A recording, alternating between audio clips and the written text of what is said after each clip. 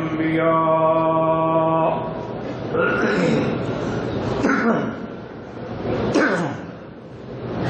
سيدنا وحبيبنا وشفيعنا محمد المصطفى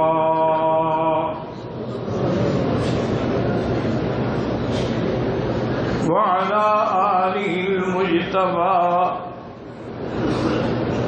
اللهم صل على سيدنا محمد النبي الأمي الهاشمي وعلى آله وأصحابه نجوم الهدى. أما بعد فقد قال الله تبارك وتعالى في القرآن المجيد والفرقان الحميد: أعوذ بالله من الشيطان الرجيم بسم الله الرحمن الرحيم. يا أيها الذين آمنوا لا ترفعوا أصواتكم فوق صوت النبي ولا تجهروا له بالقول كجهر بعضكم لبعض أن تحبط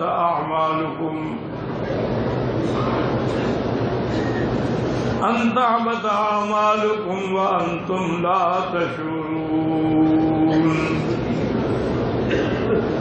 قال النبي صلى الله عليه وسلم: إن الإيمان لا يعرض إلى المدينة كما تعرض الحية إلى جحرها،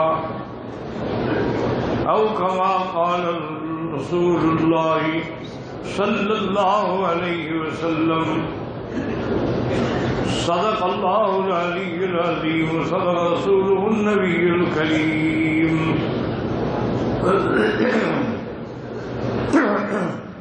ونحن على ذلك من الشاهدين ومن الشاكرين والحمد لله رب العالمين. رب اشرح لي صدري ويسر لي أمري واحلل عقدة من لساني يفقهوا قولي. رب زدني علما سبحانك لا علم لنا إلا ما علمتنا إنك أنت العليم الحكيم. برادران اسلام، واجب الاحترام بزرگوں، دوستوں، بھائیوں، عزیز نوجوانوں، اللہ تبارک و تعالیٰ کے کلام مقدس و مبارک میں سے چند آیات مبارکہ اور آقا انعامدار حبیب کبریا سیدنا محمد مصطفیٰ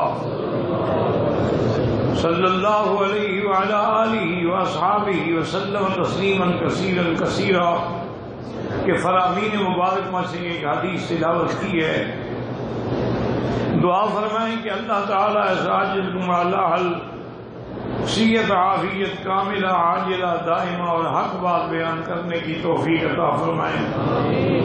آپ کو حق سننے سمجھنے کی اور ہم سب کو مل کر حق پر چلنے کی توفیق عطا فرمائیں. پروردگار عالم اپنی رحمت سے تمام آنے والوں کی حاضری، حج، عبادات، زیارات، صدقات، خیرات منظور و مقبول فرمائیں، اور تمام عالم اسلام کی اور ہم سب کی ظاہری، باطنی، روحانی، جسمانی بیماریاں اور پریشانیاں دور فرمائیں. آج کے درس میں جو میں نے آیت تلاوت کی ہے، اس کا تعلق جو ہے وہ مدینہ منورہ سے ہے. علماء نے فضائل مدینہ منورہ پر بڑی مستقل کتابیں لکھی.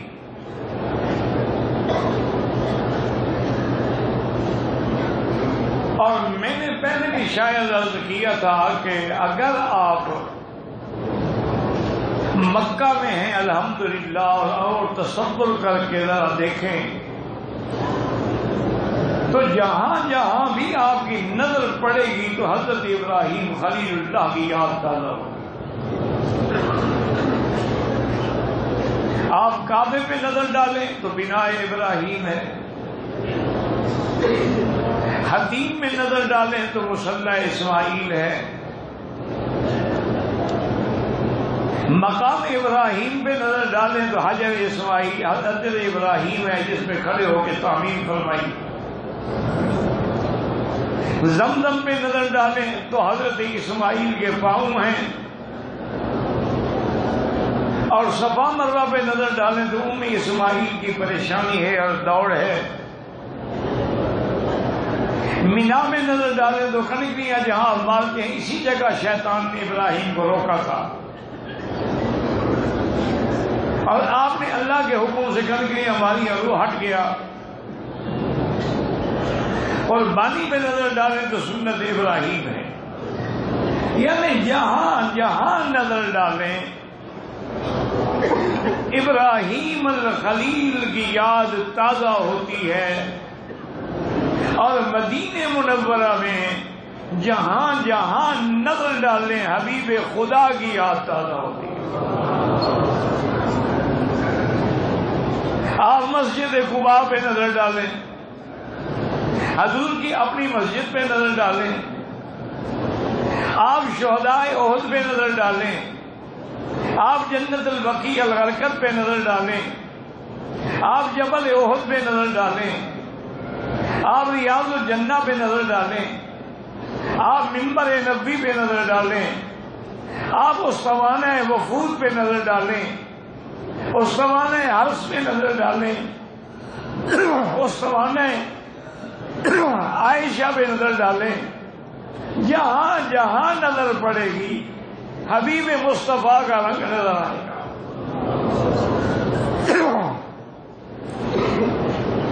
اسی لیے یاد رکھیں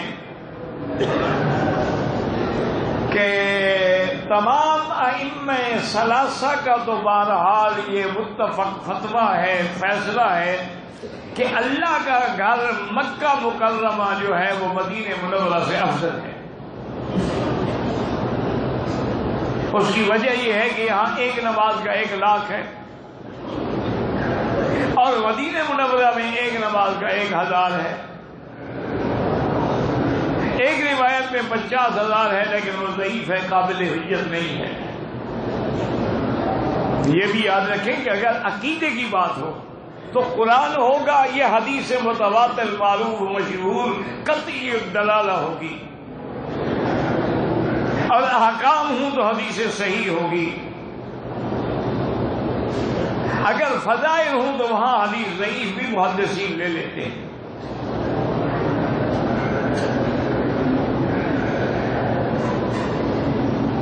تو بہرحال 3 امام تو کہتے ہیں کہ اللہ کا کعبہ حرم مکہ جو ہے وہ افضل ہے، لیکن امام مالک امام دار الہجرہ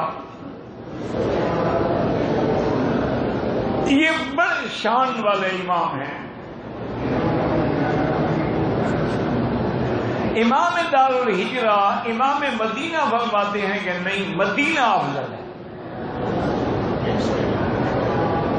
ویسے یاد رکھیں یہ مجتہدین کے اجتہاد ہوتے ہیں، اور اجتہاد ایسا ہوتا ہے کہ اگر مجتہد اجتہاد کرے، اگر اس سے غلطی بھی ہو جائے تب بھی ثواب ملتا ہے کہ اس نے کوشش تو کی نا، اور ثواب پہ پہنچ جائے تو اس کو دوہرا اجر ملتا ہے۔ تو امام مالک فرماتے ہیں کہ نہیں، مدینہ افضل ہے،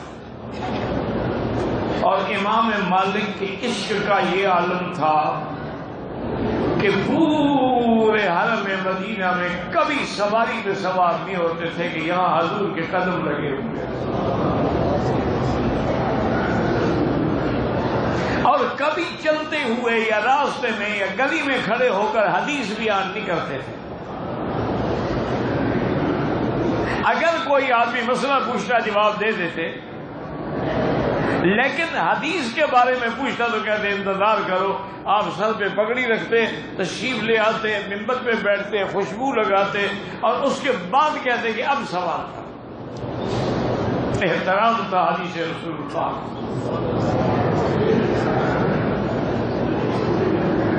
ہم تو زبانی کلامی عاشق ہیں نا. ایک دفعہ آپ درس دے رہے ہیں, آپ کے چہرے کا رنگ بدل جاتا تھا, پھر بدل گیا, حتیٰ کہ 7 دفعہ چہرے پہ تغیر آیا, لیکن آپ درس دیتے رہے. جب درس ختم ہوا تو فرمایا بھی ذرا کپڑا اٹھا کے دیکھو, تو دیکھا تو ایک بچھو جو ہے وہ 7 جگہ پہ ڈنگ مار چکا تھا. تو شاگردوں نے کہا کہ حضرت آپ پہلی دفعہ ہی کہتے تھے. فرمایا مجھے حیا آتی تھی, میں نبی کی حدیث پڑھا رہا ہوں, اب میں اگر حرکت کروں ان کا جان نکل جائے لیکن میں اپنی جان نہیں بچاؤں گا. یہ لوگ تھے صحیح اہل حدیث. صحیح اہل حدیث کون ہیں؟ ائمہ مجتہدین. صحیح اہل حدیث کون ہیں؟ اصحاب محمد مصطفیٰ. صرف نام سے کچھ نہیں ہوتا. اسی لیے کسی شاعر نے کہا نا کہ بے عشق محمد جو محدث ہیں جہاں میں آتا ہے بخار, ان کو بخاری نہیں آتی. جب دل میں عشق نہ ہو تو اس کی بات کیسے سمجھ آئے گی؟ درود پڑھنے سے ان کو تکلیف ہوتی ہو تو حدیث کیسے سمجھیں گے؟ جس کا کلام ہے جب اس کے ساتھ عشق نہ ہو. دیکھو نا, آدمی کو اگر عشق ہو نا تو محبوب کا اشارہ بھی سمجھ لیتا ہے,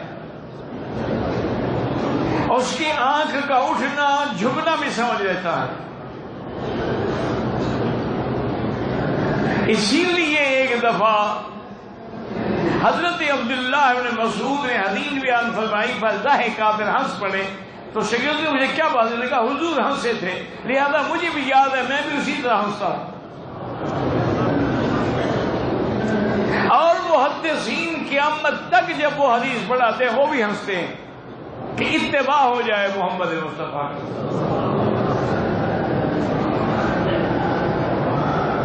اب دیکھیں امام مالک کہہ دو رحمت اللہ علیہ, اللہ سب ائمہ پہ کروڑوں رحمتیں نازل فرمائے. وہ فرماتے ہیں کہ مدینہ افضل ہے. ان سے جب پوچھا گیا کہ حضرت مدینہ افضل ہونے کی کیا دلیل ہے, فرمایا بھائی مکہ بھی تلوار سے فتح ہوا ہے, مدینہ تو محمد کے پیار سے فتح ہوا ہے. ہمیں کہا مکے میں بھی تلوار چلی, لیکن مدینے میں کبھی حضور آئے نہیں تھے. مدینے والے سڑکوں میں کھڑے تھے انتظار میں.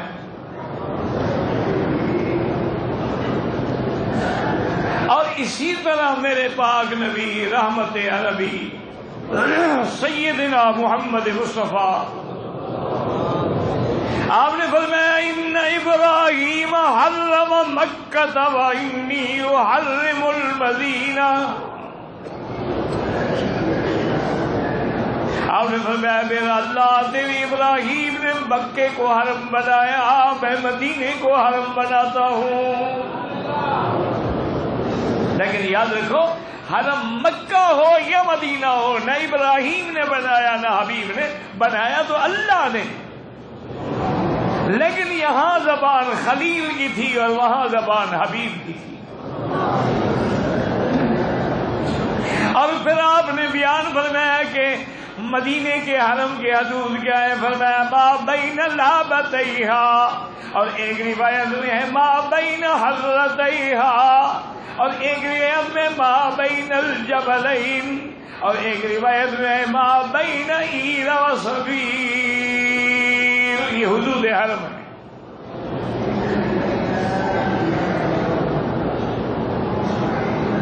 لا ينفر صيدها ولا يقطع وزاها. حضرت میرے مدینے کے حرم میں کسی شکار کو نہ ڈراؤ, نہ شکار کرو, اور نہ درخت کاٹو.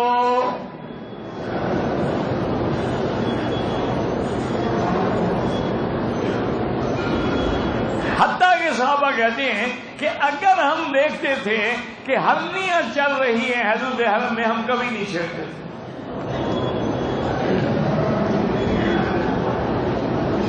اور یہ حرم مدینہ ہے جس کے لیے میرے مدینے دعا کی، اللہم بارک فی ثمرنا، اللہم بارک فی ثمرنا وفی مدینتنا وفی سائنا وفی مدنا۔ یا اللہ میرے مدینے میں برکتیں عطا فرما، اس کے پیمانوں میں بھی برکتیں عطا فرما۔ اور ایک حدیث میں عرض کیا کہ میرا اللہ جتنی برکت آپ نے مکے میں رکھی ہے مدینے میں اس سے دوہری عطا فرما۔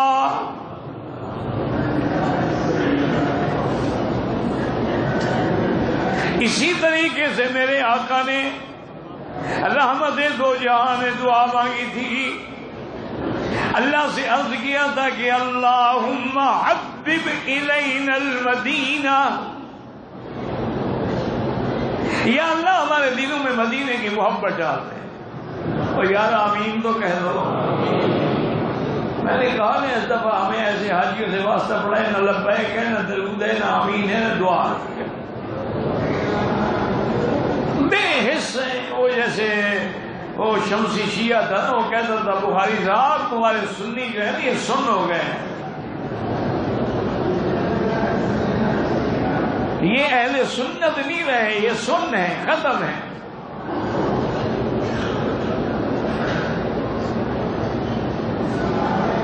اب دیکھیں حضور کی دعا، اللہم حبب الینا المدینہ، اور مسئلہ بھی سمجھیے، حضور دعا کس سے مانگ رہے ہیں؟ کھل کے بتاؤ کس سے مانگی ہے؟ ہاں جی، ابا آدم سے، ابراہیم سے، انبیاء سے، نبیوں سے، کسی سے کس سے مانگی؟ تم کس سے مانگ رہے؟ یا داتا، یا پیران پیر، یا دستگیر، یا معین الدین اجمیری۔ اس سے بڑا شرک کوئی نہیں، یاد رکھنا۔ یا حرف ندا ہے، اور ندا اللہ کا حق ہے، اسی لیے علماء لکھتے ہیں کہ مسجد میں اگر یا اللہ لکھا ہے تو یا رسول اللہ نہ لکھو، چونکہ حرف ندا میں شرکت آتی ہے اور یہ شرک ہو جاتا ہے۔ لکھنا بھی ہے تو لکھو محمد الرسول اللہ۔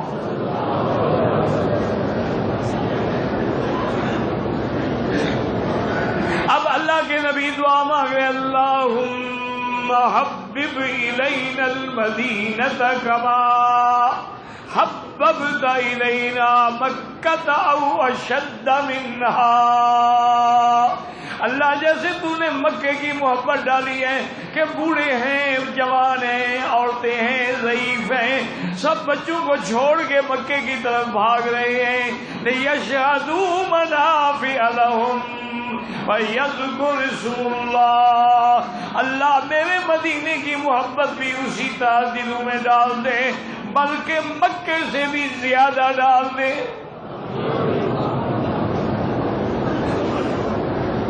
میرے والد صاحب ہمیشہ فرماتے تھے، مولوی مکی، اللہ کے نبی کی دعا ایسی منظور ہوئی کہ لوگ حج پہ آ رہے ہیں، انہیں کہتے جی مدینہ شریف جا رہے ہیں، حالانکہ حج مدینے تو ہوتا ہی نہیں، حج تو مکے میں ہوتا ہے، لیکن محبت ہے،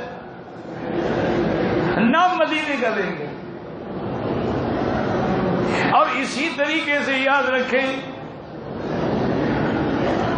کہ میرے آقا نے رحمت دو عالم نے خوشخبری دی، فرمایا من صبر علی لأوائہا، جو میرے مدینے کی سختی پہ صبر کرے گا، بھوک پہ صبر کرے گا، تکلیف پہ صبر کرے گا، کنت لہ شفیعا او شہیدا یوم القیامہ، میں اس کے لیے قیامت میں شفاعت دوں گا۔ اور اسی طرح ایک اور حدیث بھی سن لیں، اللہ توفیق دے عمل کرنے کی، درود شریف بھی پڑھ لیں۔ میں نے کئی دفعہ کہا ہے یا تو بالکل نہ پڑھا کرو، حقیقت میں مذاق نہیں کرتا، مجھے ڈر لگتا ہے کہیں ہم بے ادبی میں نہ مارے جائیں، کہ درود نبی کا پڑھ رہے ہوں اور خیال گھر کا ہو کہ جی ہماری سیٹ میرے خیال میں 15 کو ہے، یار ابھی کافی دن رہتے ہیں۔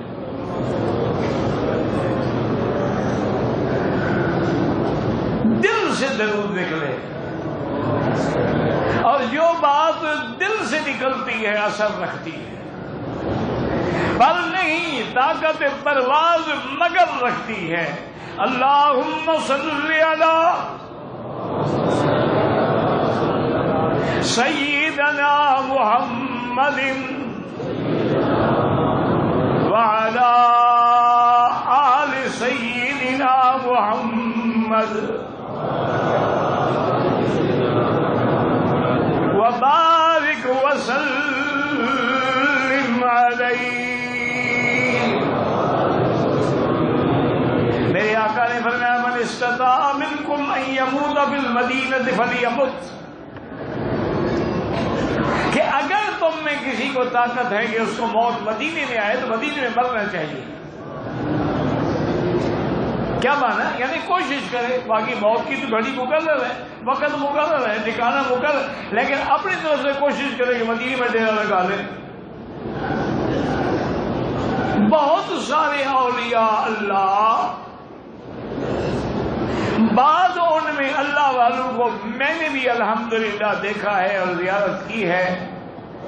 افسوس ہے کہ ہم جاہل تھے، بچے تھے، پڑھتے تھے، سمجھ نہیں تھی کہ اللہ والوں سے کیسے فیض حاصل کیا جاتا ہے۔ زیارت کی ہے البتہ، وہ ڈر کے مارے حج پہ نہیں آتے تھے۔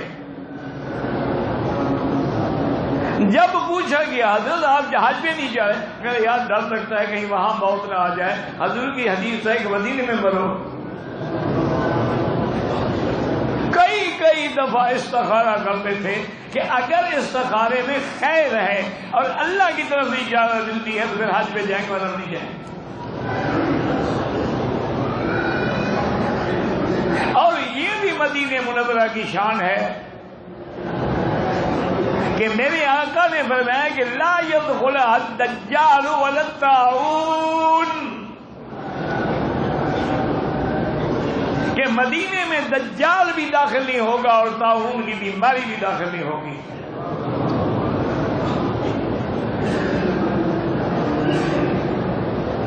اور قاضی عیاض نے لکھا ہے کہ جب آپ مدینے میں جائیں اللہ سے دعا کرو اللہ ہمیں بھی آپ کو نصیب کرے، لیکن دعا کرو اللہ ادب سے نصیب کرے، اللہ حیا سے نصیب کرے۔ یہ نہیں کہ سگریٹ پیتے پیتے روزے رسول اللہ پہ پہنچ جائے، یہ نہیں کہ کلین شیو ہو کر سوٹ انگریز کا پہن کے سامنے جا کے کھڑے ہوں۔ دعا کرو اللہ نصیب کرو، لیکن ادب سے نصیب، حیا سے نصیب کرو۔ مدینہ منورہ کے بارے میں میرے آقا نے فرمایا، اور قاضی عیاض فرماتے ہیں کہ جب مدینہ جاؤ اگر اتفاق سے ہوا چل رہی ہے، غبار اڑ رہا ہے، مٹی اڑ رہی ہے، وہ کہتے ہیں کپڑا نہ ڈالو چہرے پہ، آنے دو مٹی کو۔ جو مدینے کی مٹی جس کے چہرے پہ لگ گئی اللہ اس کو برس اور جذام کوڑ کی بیماری سے بچا لیتے ہیں۔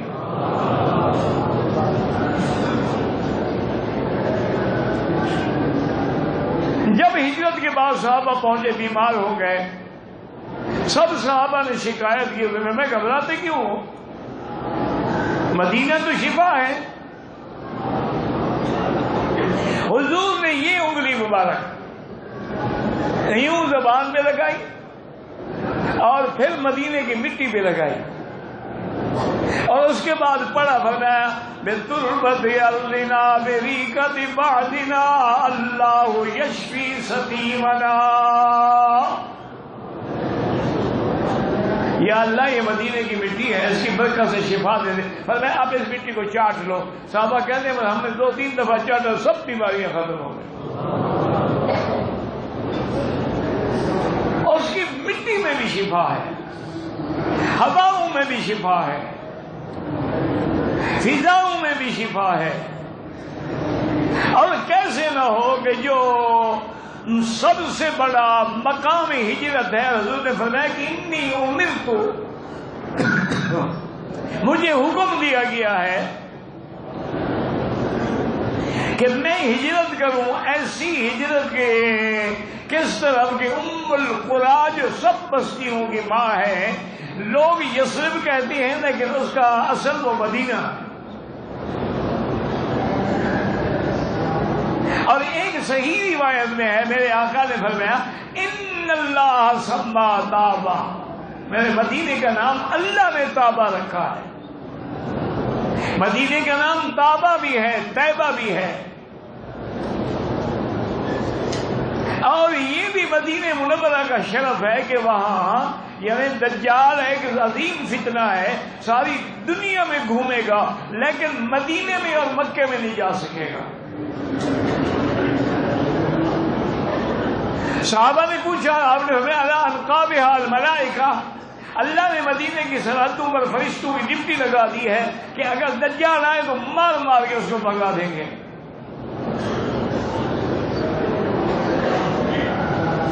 اور یہ بھی شان حرم مدینہ ہے کہ ایک دفعہ مدینہ منورہ کے پہاڑوں میں آگ بھڑک اٹھی.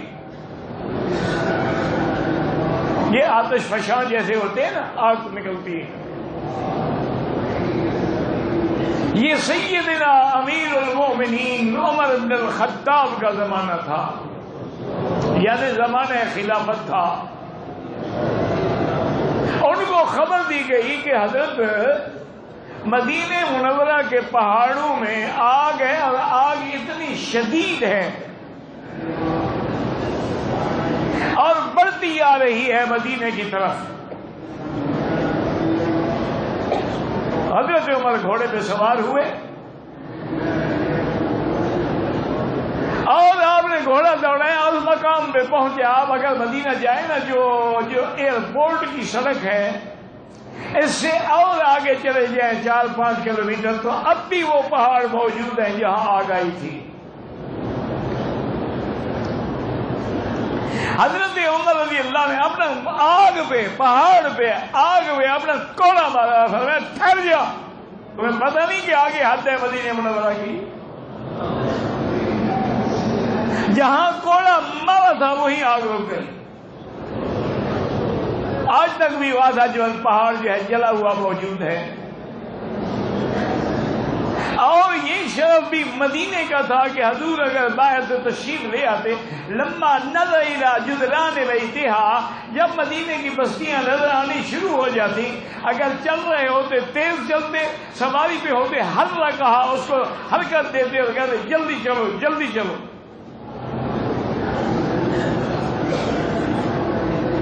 اور اسی طرح میرے آقا نے رحمت دو عالم جب باہر سے واپس آتے اور جبل احد پہ نظر پڑتی، آپ اپنی سواری کو ایڑ لگاتے اور فرماتے جلدی چلو، ھذا جبل یحبنا ونحبہ، یہ ہم سے محبت کرتا ہے، ہم اس سے محبت کرتے ہیں.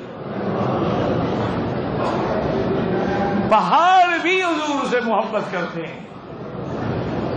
پتہ نہیں ہم کیسے سنگ دل ہیں جن کو حضور سے محبت نہیں ہے اور کافروں کے لباس سے محبت ہے، کافروں کی شکل سے محبت ہے، کافروں کے اندازے کھانے پینے اٹھنے بیٹھنے سے محبت ہے.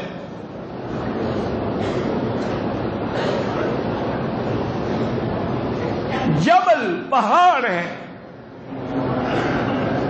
اور فرمایا یحبنا، وہ ہم سے محبت کرتا ہے، ونحبہ، ہم اس سے بھی محبت کرتے ہیں. ایک دفعہ حضور جبل احد پہ تھے، صلی اللہ علیہ وسلم پڑھتے رہا کرو،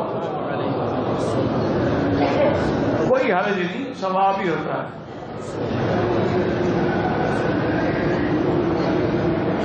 اب حضور پہاڑ پہ ہیں،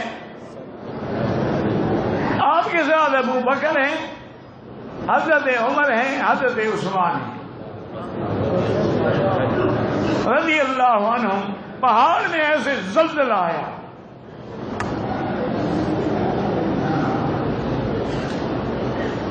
یہ ہمارے جو حلوائی برادری ہے نا وہ بھی اس حدیث سے استدلال کرتے ہیں، اور جی حضور کے لیے تو پہاڑ بھی وجد میں آ جاتے ہیں، اگر ہم وجد میں آ کے دھمال کھیلتے ہیں تو وہاں بھی کو کیوں تکلیف ہے.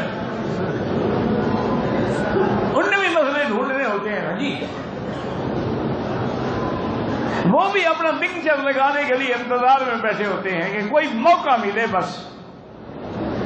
کیا دیکھو جی پہاڑ نے ناچنا شروع کر دیا، لیکن پوری حدیث نہیں سناتے. جب پہاڑ نے حرکت کی، حضور پاک نے اپنے جوتے سے اپنے پاؤں سے پہاڑ پہ مارا، اس کا معنی یہ ہوا کہ تمہارے جو وجد کھیلیں ہم بھی نبی کی طرح اس کو ماریں. پوری حدیث پڑھو نا، آدھی کیوں پڑھتے ہو؟ آپ نے اپنے پاؤں سے مارا اور فرمایا اسکت یا احد، فرمایا خبردار جبل احد ٹھہر جا، ما علیک الا نبی و صدیق و شہیدان، تیرے اوپر اس وقت ایک اللہ کا نبی ہے، ایک صدیق ہے اور 2 شہید کھڑے ہیں، کیوں حرکت کر رہے ہو؟ سکن الجبل، جبل ٹھہر گیا.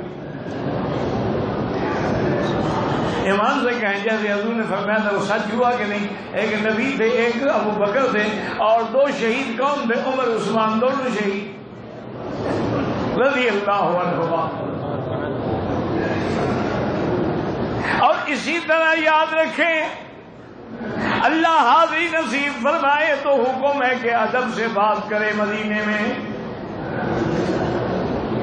ایک دن حضرت عمر کھڑے تھے مسجد نبوی میں کہ شور سنا کے 2 آدمی لڑ رہے ہیں. آپ نے خادم کو حکم دیا کہ ان کو پکڑ کے لے آؤ. وہ لے آئے. این انتما، کون ہو تم؟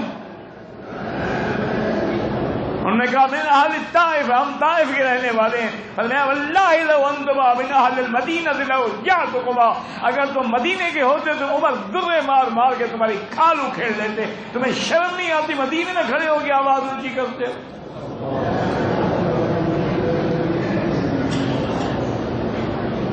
جہاں اللہ کا حکم ہے کہ یا ایھا الذین آمنوا لا ترفعوا اصواتکم فوق صوت النبی ولا تجهروا له بالقول كجهر بعضكم لبعض ان تحبط اعمالكم وانتم لا تشعرون. اللہ نے فرمایا ایمان والو اپنی آوازوں کو میرے مدنی کے آواز سے اونچا نہ کرو. اگر تم نے ایسی غلطی کی اور نہ حضور کو ایسے بلایا کرو جیسے دوسروں کو بلایا جاتا ہے. اگر تم نے غلطی کی اللہ تمہارے سارے عمل برباد کر دیں گے اور تمہیں پتہ بھی نہیں لگے گا. آج میں ان الذین یغضون اصواتهم عند رسول اللہ، جو حضور کے سامنے بیٹھ کے ادب سے بات کرتے ہیں، آوازوں کو نیچے رکھتے ہیں، اولئک الذین امتحن اللہ قلوبهم للتقوی لهم مغفرۃ واجر عظیم. یہ لوگ ہیں جن کے دلوں کو اللہ نے صاف کر کے تقوی کے لیے چن لیا ہے، ان کے لیے بہت بڑا اجر ہے ادب رسول کی وجہ سے. اور اسی طرح کچھ اعرابی آئے، حضور گھر جا چکے تھے، انہوں نے شور مچا اخرج الینا یا محمد، اخرج الینا یا محمد. حضور باہر نہیں آئے. اللہ نے قرآن بھیجا ان الذین ینادونک من وراء الحجرات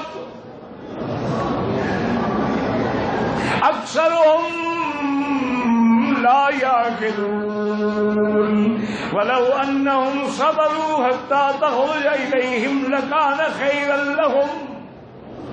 اللہ نے فرمایا مدنی جو آپ کے گھر کے حجرات کے باہر کھڑے ہو کے آوازیں دیکھتے ہیں آ جاؤ نبی یا محمد ہو رہی ہے نا، ان کو عقل ہی نہیں ہے، ان کو ادب ہی نہیں ہے.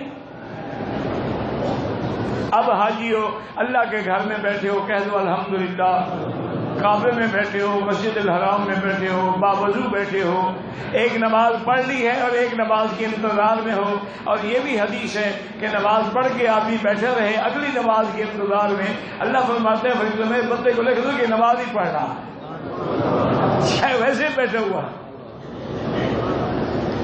تو ایک بات یہ بتائیں مجھے کہ حضور کے گھر سے باہر کھڑے ہو کے آواز دینا اور بلانا قرآن کی روح سے منع ہے یا جائز ہے؟ ہاں جی. اور تم عید میلاد منا کے اپنے ملک میں بلا لیتے ہو، وہ جائز ہے؟ ہاں جی. نہیں، یہ فیصلہ تم کرو، میں نہیں کرتا. جو ہم تو وہی پیٹنٹ وہابی ہیں نا، مور لگی ہوئی ہے، پکے وہابی نجدی. تم فیصلہ کرو کہ قرآن کیا کہتا ہے کہ جو آپ کو گھر کے باہر کھڑے ہو کے آوازیں لگا رہے ہیں لا یعقل کو عقل نہیں ہے. تو اگر زندگی میں حضور موجود ہے حجرے میں لیکن پکارنا منع ہے، وفات کے بعد آپ کو آپ کے اپنے ملک میں بلانے کا کیا حق ہے؟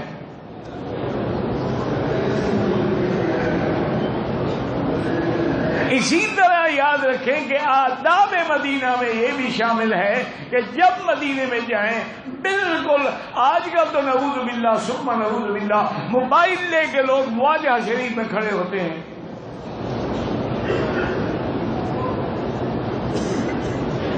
مدینے والوں کی یہ شان ہے. اور یاد رکھیں کہ مدینہ منورہ میں پھر سب سے اہم مقامات جو ہیں، سب سے پہلے مسجد قباء ہے نا، مسجد اسس علی التقوی من اول یوم.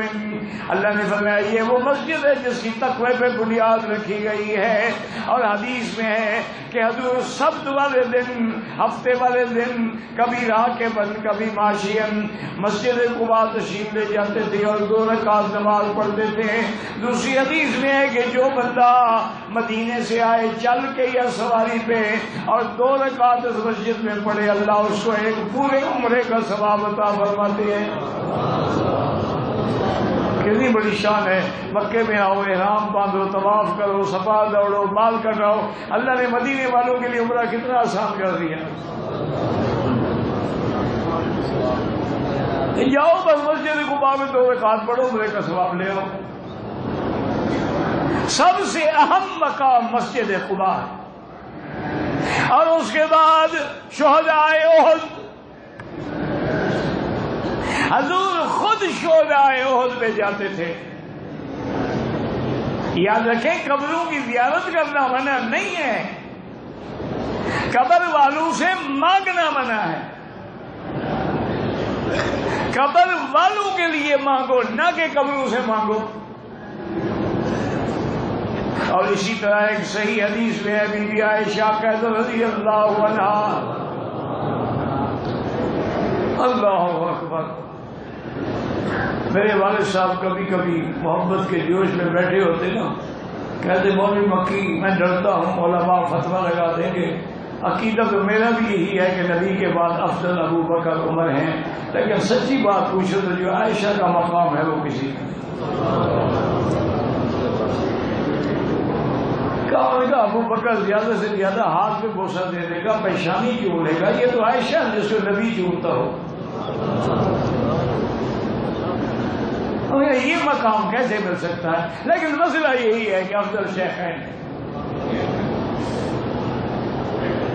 تو بی بی عائشہ فرماتی ہیں کہ میری نوبت تھی، میری باری تھی، میرے گھر میں آقا سو رہے تھے،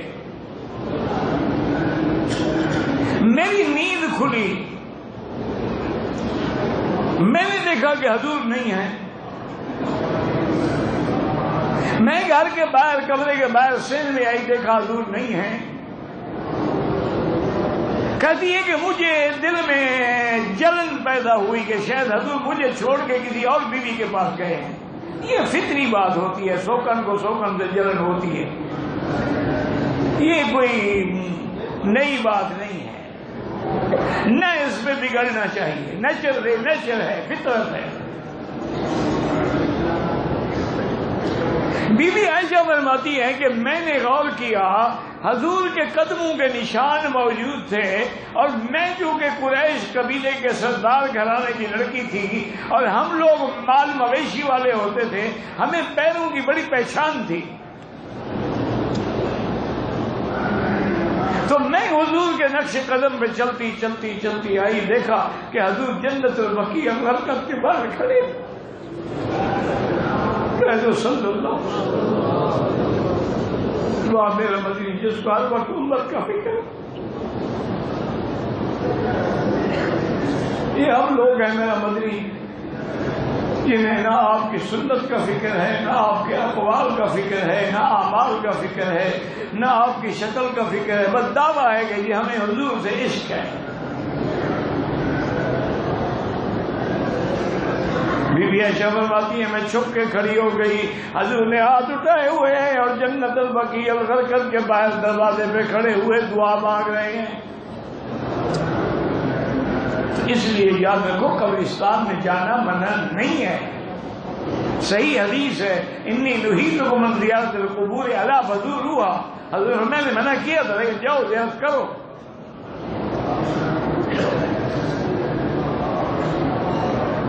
منع یہ ہے کہ وہاں ماتھا ٹیکو، سجدہ کرو یا طواف کرو، یہ منع ہے.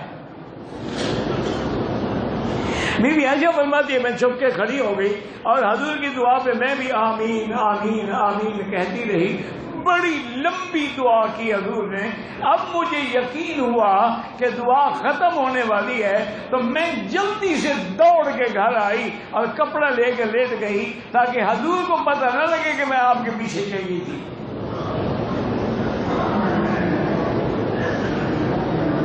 کہتے ہیں کہ حضور تشریف لے آئے اور آ کے اسی میرے فراش پہ بستر پہ بیٹھے اور اپنا ہاتھ میرے سینے پہ رکھا. میں چونکہ دوڑ کے آئی تھی نا، میرا سینہ تو دھک دھک کر رہا تھا، تو پوچھا عائشہ کہیں سے دوڑ کے آ رہی ہو؟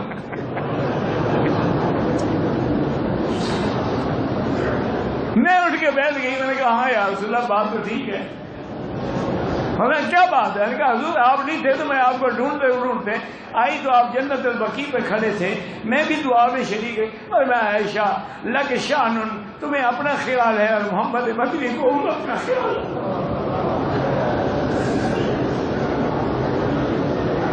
اور فرمایا عائشہ بنو کی کلب قبیلے کے تم نے مویشی مال بکریاں دیکھی اور حضور بہت ہزاروں کے. میں آج میری دعا سے اللہ نے ان کے بالوں کے برابر میری امت کو بخش دیا. کہہ دو صلی اللہ علیہ وسلم. اور اسی طرح مسجد نبوی میں ایک مقام ہے جس کو اللہ کے نبی نے فرمایا کہ ما بین بیتی و منبری روضۃ من ریاض الجنہ. دعا کرو اللہ نصیب کرے، اللہ وہاں بیٹھ کے نفل پڑھنے کی توفیق دے. فرمایا کہ میرے گھر سے منبر تک یہ ٹکڑا جو ہے یہ جنت کے باغوں میں سے باغ ہے. اب بعض علماء کہتی ہیں کہ یہ مثال ہے جیسے حضور نے فرمایا تھا اذا مررتم بریاض الجنۃ فارتعوا، کہ جب جنت کے باغوں سے گزرو تو کچھ چل لیا کرو. صحابہ نے پوچھا وما ریاض الجنۃ یا رسول اللہ، وہ کیا ہے؟ فرمایا حلق الذکر، جو ذکر کے حلقے ہوتے ہیں جنت کے باغ ہیں. انہوں نے فرمایا اسی طرح کی یہ تشریح ہے. بعض علماء کا معنی یہ ہے کہ جو ریاض الجنت میں آئیں گے، دعائیں مانگیں گے، نمازیں پڑھیں گے تو اللہ تبارک و تعالیٰ ان کو جنت نصیب فرمائیں گے. لیکن بات یاد رکھیں کہ یہ ساری باتیں ہیں علماء کی، ہمارے آنکھوں پر ہم کسی عالم کی توہین یا تنقیص نہیں کر سکتے، لیکن بات بنتی نہیں ہے.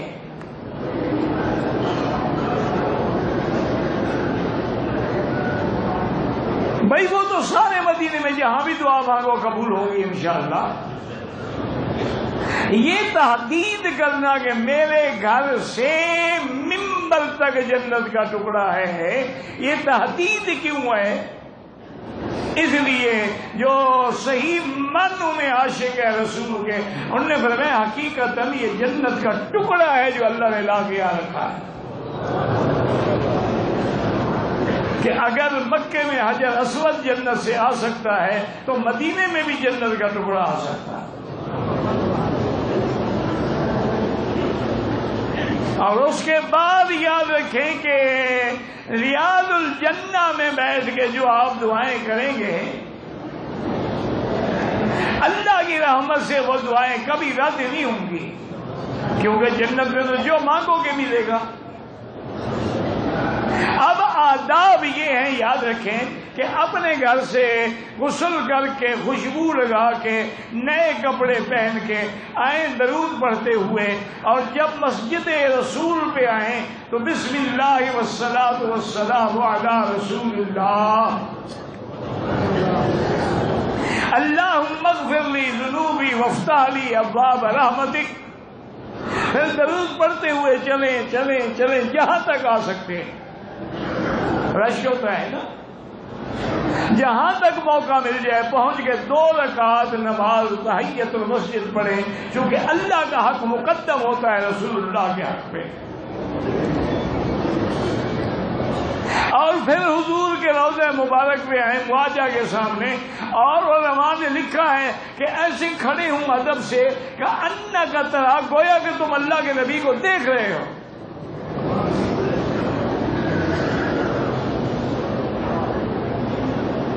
اور بڑے اختلافات ہیں علماء میں، مسائل ہیں، تم لمبی چوڑی بحثوں میں نہ پڑھو۔ انبیاء کی حیات ہے وہ حیات برزخی ہے، شہداء سے زیادہ اعلیٰ ہے، لیکن نہ دنیا والی ہے نہ وہ آخرت والی حیات ہے۔ اس حیات کا علم بھی اللہ کے سوا کسی کو نہیں۔ لیکن اس حدیث میں صحیح حدیث ہے کہ جو درود دور سے پڑھو گے وہ اللہ کے فرشتے پہنچاتے ہیں، اور حضور نے فرمایا جو میرے سامنے کھڑے ہو کے پڑھو گے میں خود سنتا ہوں۔